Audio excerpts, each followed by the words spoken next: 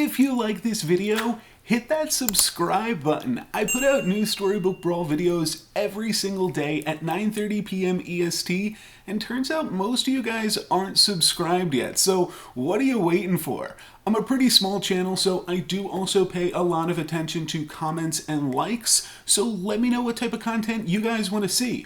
Enjoy the video. What is up, everybody? I'm NoLucksGiven, and today we are going to look at my first game with the Sphinx. You can see I very quickly just purchased it there. I think that the Sphinx is super powerful. Let me make myself a little bit smaller even. That way you can see my health total. I think that the Sphinx is super strong based off my initial read of the patch. So this is actually my second game on the new patch. And my first game you guys will be able to see on Christmas Day. I'm just going to save it for that day because it was a Mrs. Claus game. And I figure, you know, we'll throw that out on Christmas. So there you go. Something to look forward to. But I was really excited to play with the Sphinx, so happy to take that here. And this is how I like to play the Sphinx. I think that the Sphinx can be very powerful.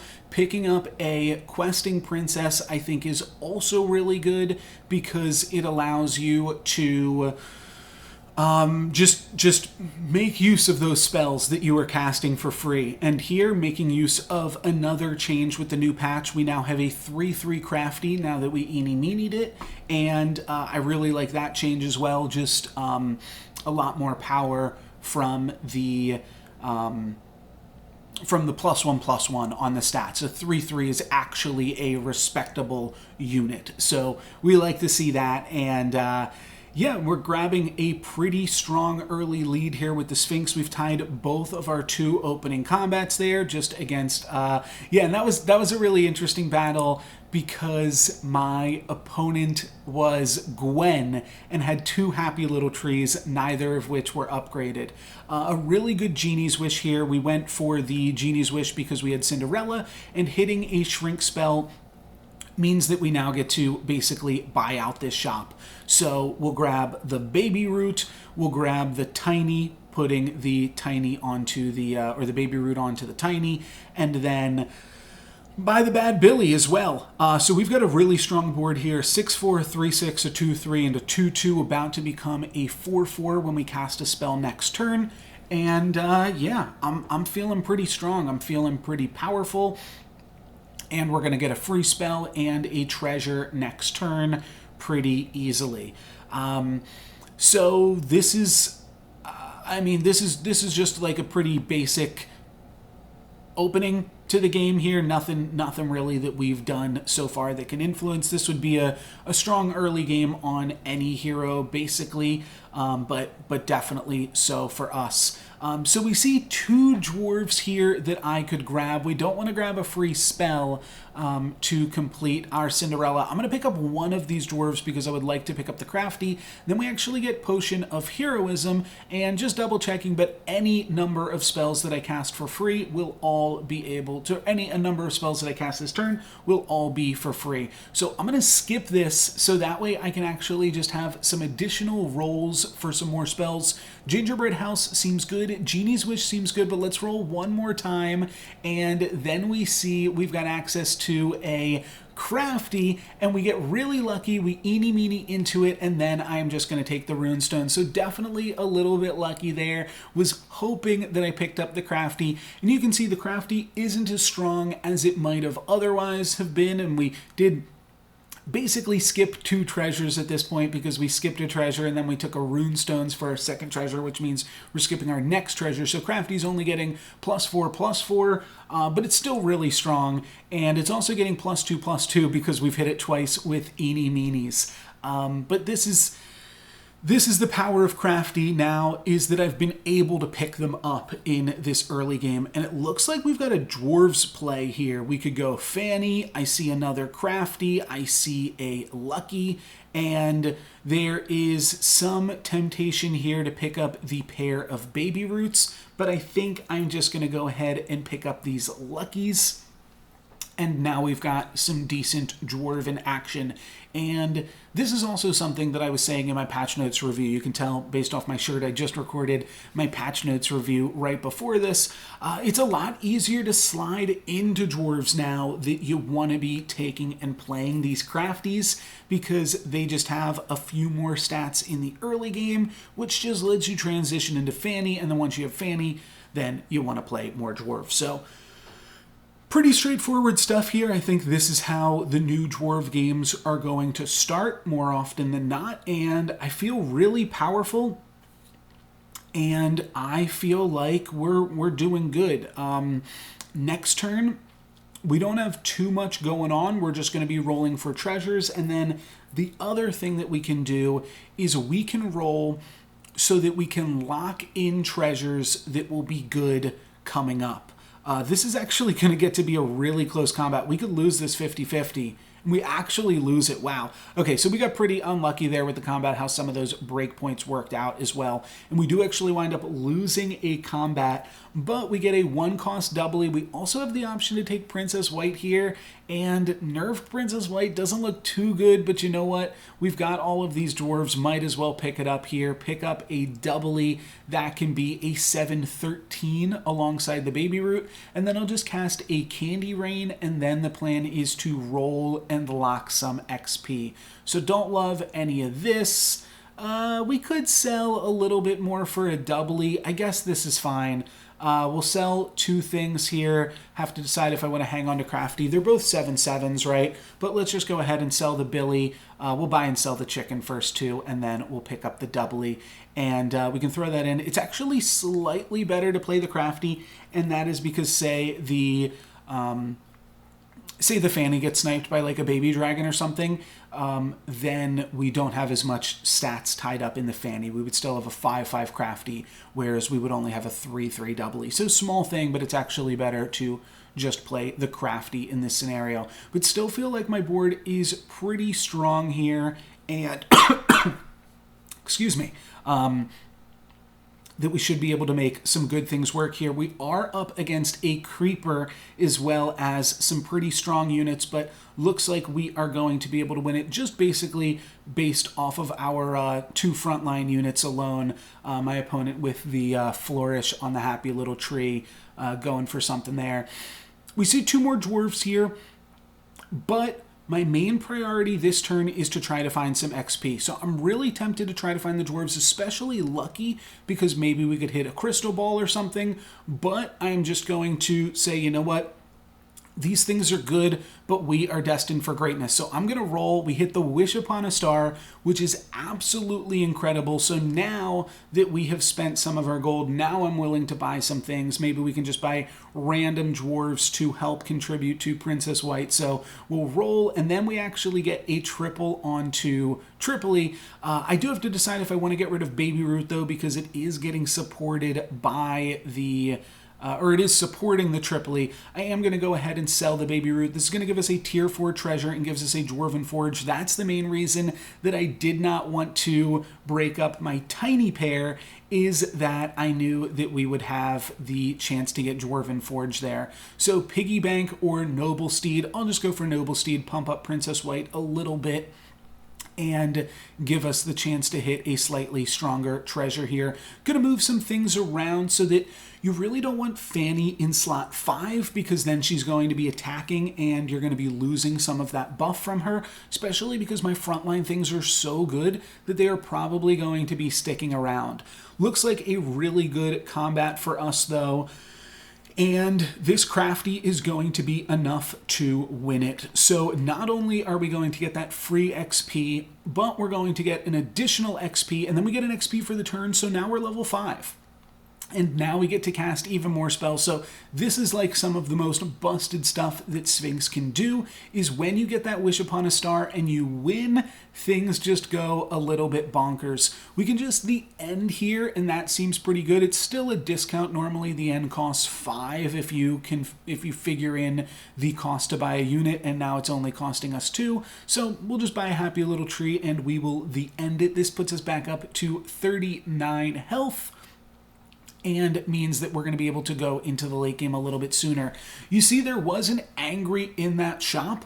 I'm not planning on sticking on to dwarves. We do have the Dwarven Forge, which is good, and maybe for that reason I should have just picked the angry and gone into dwarves, but I'm so much XP up on the rest of the lobby. I'm 3 XP up. I'm a full skip.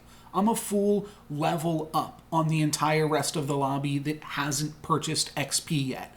And for that reason, I want to really be able to make use of the fact that I am level 6 and I want to find all the good boys before anybody else does. So that's the goal here. We're going to pick up copycats. We're going to pick up good boys.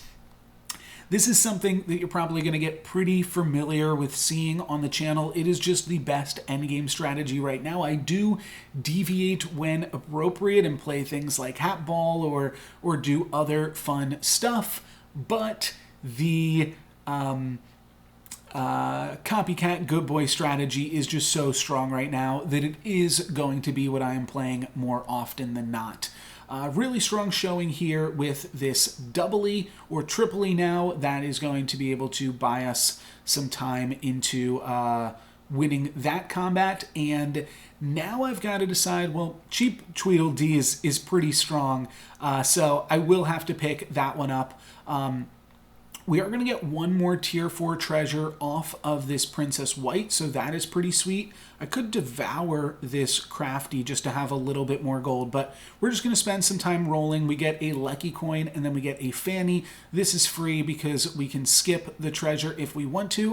And then I find Ring of Meteors, so we might actually go back into dwarves. That could certainly be a thing, certainly, definitely. And now I'm at a crossroads here, because do I want to play dwarves? Do I want to grab this tiny and grab a tier 4 treasure?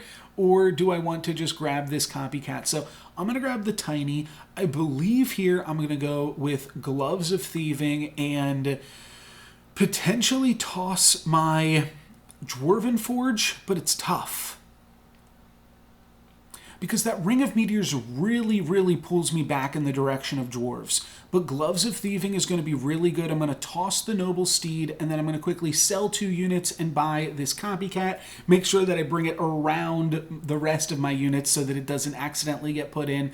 But now I've got 2 copycats and a Gloves of Thieving. It's probably going to set me up really well going into the late game. Gloves allows me to steal other people's copycats and things, and will allow me to potentially have a really good late game here. We are going to lose this combat, so we take 5 down to 34, but 34 is still pretty healthy for a level 6, and we do have free spells on this turn, so that is also something to consider. We grab a Heartwood Elder, not something I am too excited about here. What I probably really want to do is Good Boy, and then find some spells to cast on it. So let's sell this happy little tree. The question is, do we want a Merlin's Test, or do we want to go even bigger? And I decide to go even bigger. I can True Love's Kiss this Elder, and I think that that's going to be good. Give me an upgraded tier 5 character, and we are going to stick around with that. It's not the most powerful thing that you can do with Sphinx's hero power on 6, but really my main goal with Sphinx's hero power is to get to 6. That, I think, is where the real strength of it lies, and what I like to be doing. Could potentially lock for this Tweedledee, grab a new level 4 treasure, and then transition off of dwarfs, but we're still dwarfs for a little bit here. You can see one other thing that is a little bit of a mistake here too is I should definitely have this Tweedledee in front of the Fanny. I think there were just too many other things that I was concentrating on. I think I just realized it there, but yeah, the Tweedledee is just dying to the Ring of Meteors, and I'm not getting the multiplicative Fanny buff out of it either, so that's pretty bad. We will be able to clean up a little bit of my opponent's stuff, but we're going to take 11 here as we start to try to transition and kind of fail at doing so. Tweedledee can give us a new tier 4 treasure. I think that that's good. The fact that Coin of Sharon is also really, really good here if the plan is to copycat Good Boy. So I think I'm going to be taking the Coin of Sharon. Probably just getting rid of the Dwarven Forge. I think we are out of dwarves at this point. Let's put Good Boy in slot 1. And I'm probably going to look for a way to include Hercules in this comp. It would have been nice, potentially, if we had had the Noble Steed at some point. But when you're dwarves and you see the Ring of Meteors, it's really tempting. Here's another interesting decision point when you are playing the Sphinx, is do you want to dream? And I can see going both ways with this, but I think that dreaming here winds up being pretty good. We can dream into Morgan, and now if we lose another combat, we get a free tier 6 treasure. So we'll also get a free tier 6 treasure if our Hercules is able to proc at some point down the line. That'll just get easier to proc, but I'm totally fine losing a combat or two here, as much as you might not typically want to do so.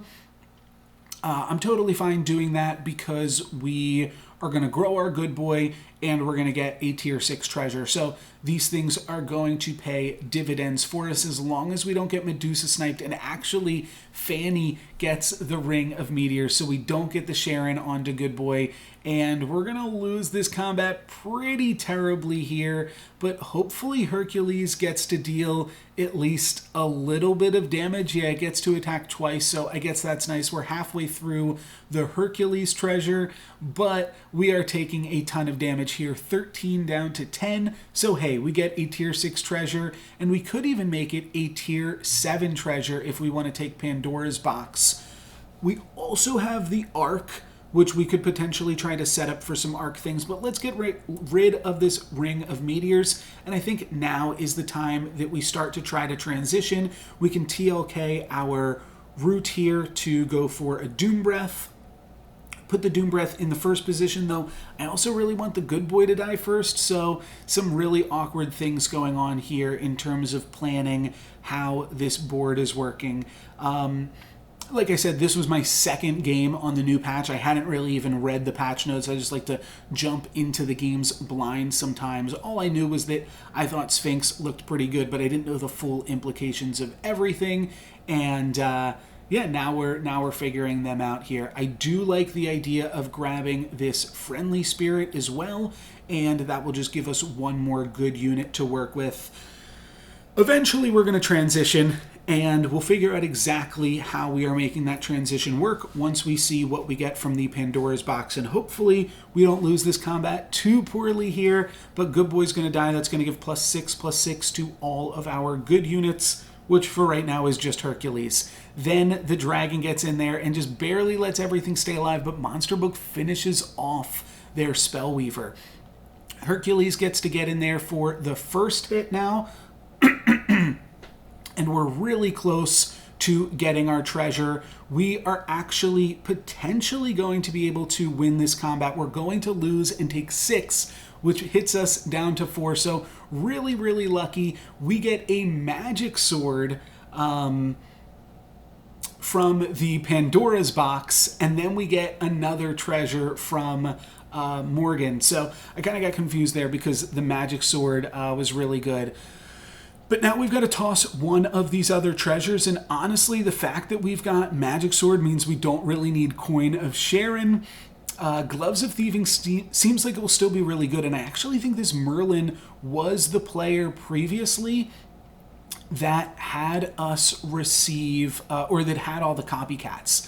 So that might be something worth considering here. We're going to pick up another Friendly Spirit, and now I am just looking for more things. I grab a health potion on Morgan. If I can find one more health potion plus a Forbidden Fruit, then we get a few more stats out of that. I like the ability to take Robin Wood just because it is a ranged good unit, and then we'll roll one more time, and I'm going to lock some Friendly Spirit triples, plus a Court Wizard, which is another ranged good unit.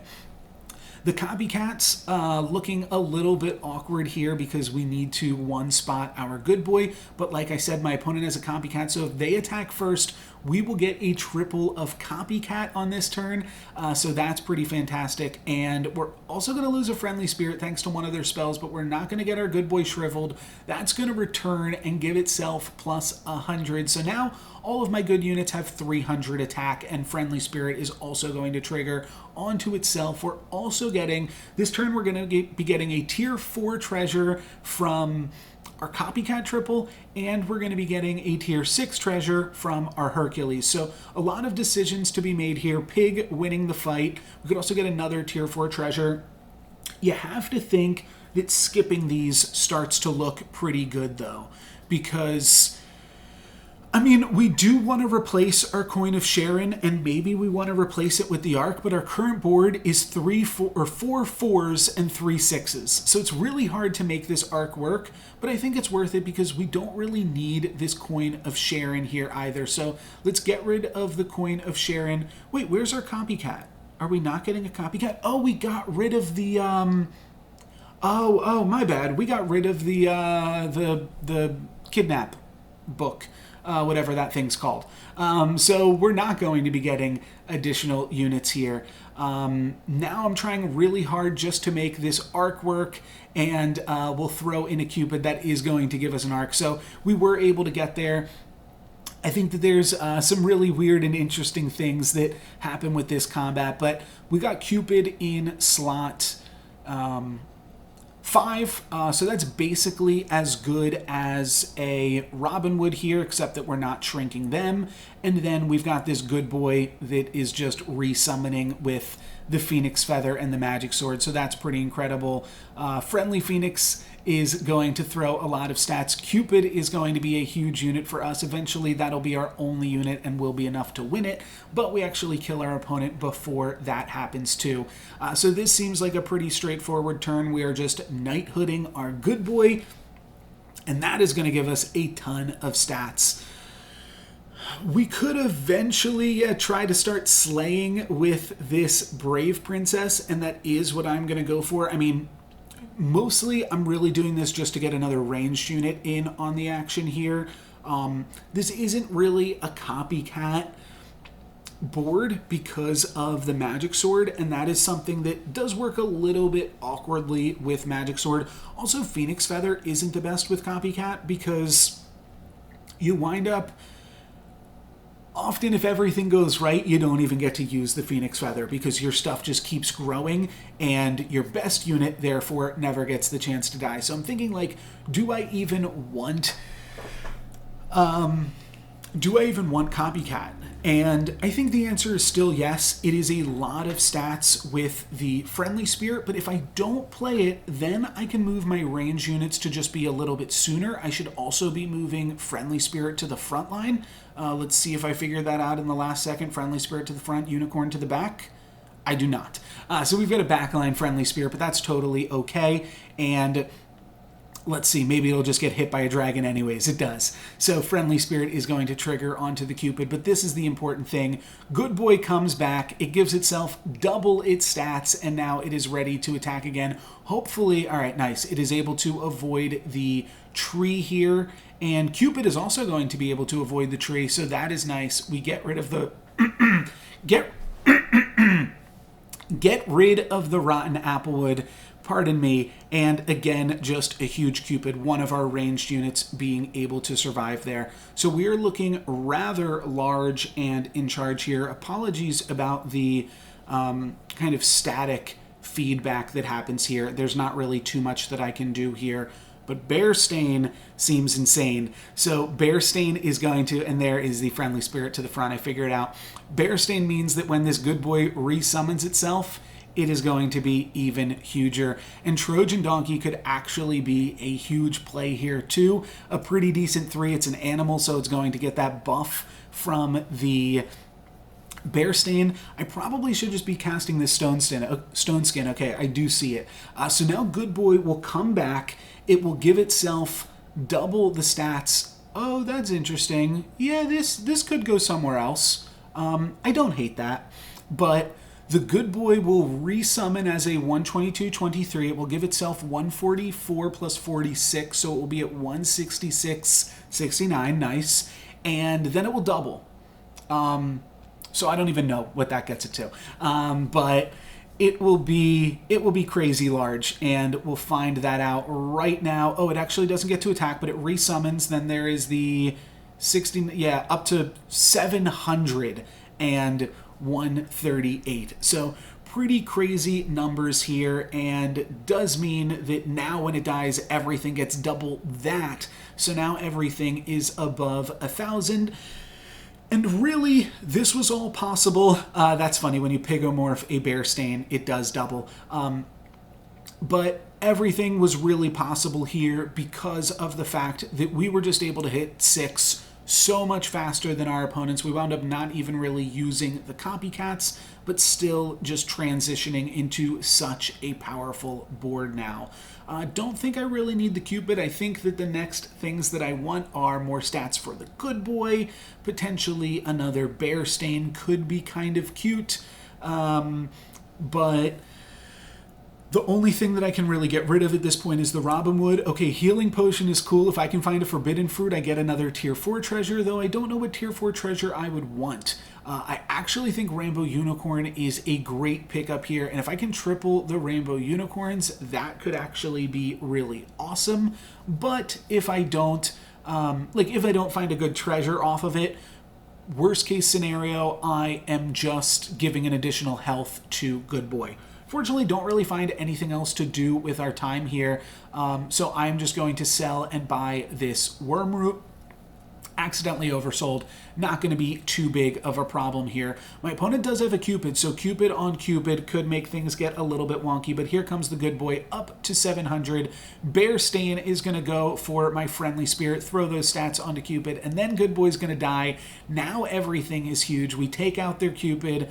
The donkey is just summoning free things for additional damage. We even get a bear in slot 1 making use of Magic Sword, so absolutely incredible there how things worked out. We are able to kill our opponent, the Gwen, that didn't go for the early Happy Little Tree, and we get a really wonderful win on the Sphinx.